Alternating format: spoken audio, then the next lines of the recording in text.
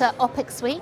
Brent, what excites you about working with the PEX Network, and why should people get involved? Other than the PEX Network being an exciting place to be, there's fantastic opportunities to get involved. I think there are actually four things that really drive me to come and be an active participant in PEX. The first is the stories.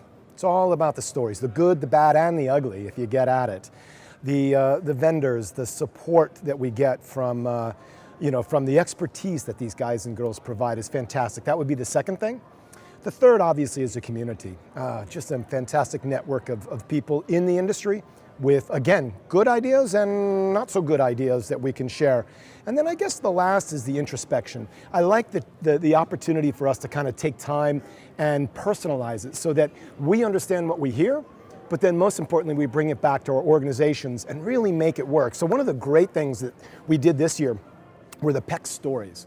I thought that was fabulous, where we took 2 or 3 people and said, well, what did you learn last year? How'd you apply it?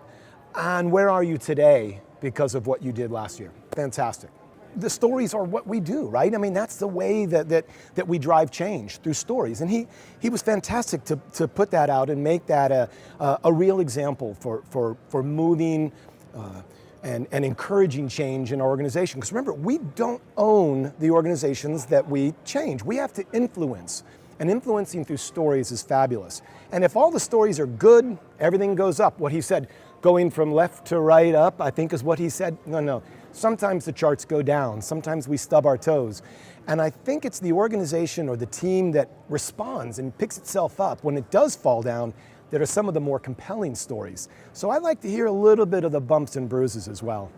Last year there was a wish list. We were just starting to talk about digital workforce and some of the inroads that we were making with robotic process automation. So we got a real jump on that in our organization back in New York. And so it was fantastic to be able to come see what other companies are doing and hear from actually some of the top names in the business. I mean, that was fantastic having Automation Anywhere here to tell their story. And I could kind of compare notes, compare, contrast. So really it was almost like a competitive advantage. Coming here, understanding what's to come, but then jumping on that bandwagon quickly. So we really took advantage of that quickly. PEX, OPEX, whatever we want to call it Bob, Bill, or Susie, I don't care. What we do is we stay in front. And it's all about bringing people together to stay in front. If we just kept it the same format and we did the same thing every year, well, it would just be the same thing every year and it would become irrelevant. So for me, OPEX is just about that. It really is understanding operational excellence. And the way we do that is through this type of format. It's fantastic. Well, I mentioned it previously, robotic process automation. So digital and the move of digital is number one. Data, big data. The way in which we understand data and the story it tells is absolutely revolutionizing the industry that we're in. I can remember just a few years ago putting together a data collection plan that would be absolutely irrelevant in today's world. Understanding big data, how big data and the voice of big data in process, those would be the 2 biggest plays that I'm dealing with as well. I have to reemphasize the stories because I just love them. And I love the way that the audience was able to relate, right? And we could relate because it wasn't all good. And sometimes it was tough and difficult, and we talked about talent, and we talked about our bosses, and we talked about recalcitrant middle managers. You know, we kind of covered a couple elephants that I think were really, really important. So I have to go back and say that's still been my favorite element. But hearing from Automation Anywhere today, the Nike presentation, just the vibe and the excitement, the momentum that carries through the day, I don't know, I kind of like that. I kind of like that feel. If I feel as though we're sort of in a lull, I really need to bring that lull out. And so that's how I get my energy, and I hope I can share that energy back into the audience. And you say, I ran it. Not really. I mean, you look around, yourself included, there's a good cast of characters that put this on. I know it takes months of planning. I just get to come in and have the fun, to be quite honest. Kathy was so nervous before we started, and I said, no, the hard part's over, Kathy. Now we start the fun. So that's really more what it is. I get the energy, I get the excitement, and I get the vibe from the people and from the content and from the material. Everybody loves to be rewarded for a job well done. And these rewards aren't just handed out. It's not a participation award that you get for, participating in a cricket match, right? These are really important in that the competition is really, really stiff. The subject matter is important and elemental to our companies that we work with, and the people that spend time on these things, they put their heart and soul into them.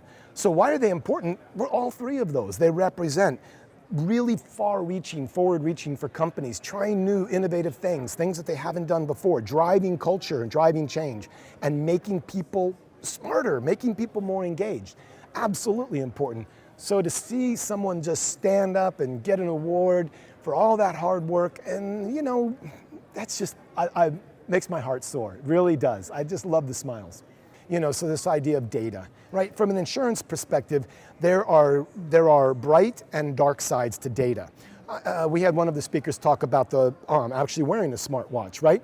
And the smartwatch being able to communicate to my doctor what's going on. I'm thinking insurance in terms of medical or health insurance.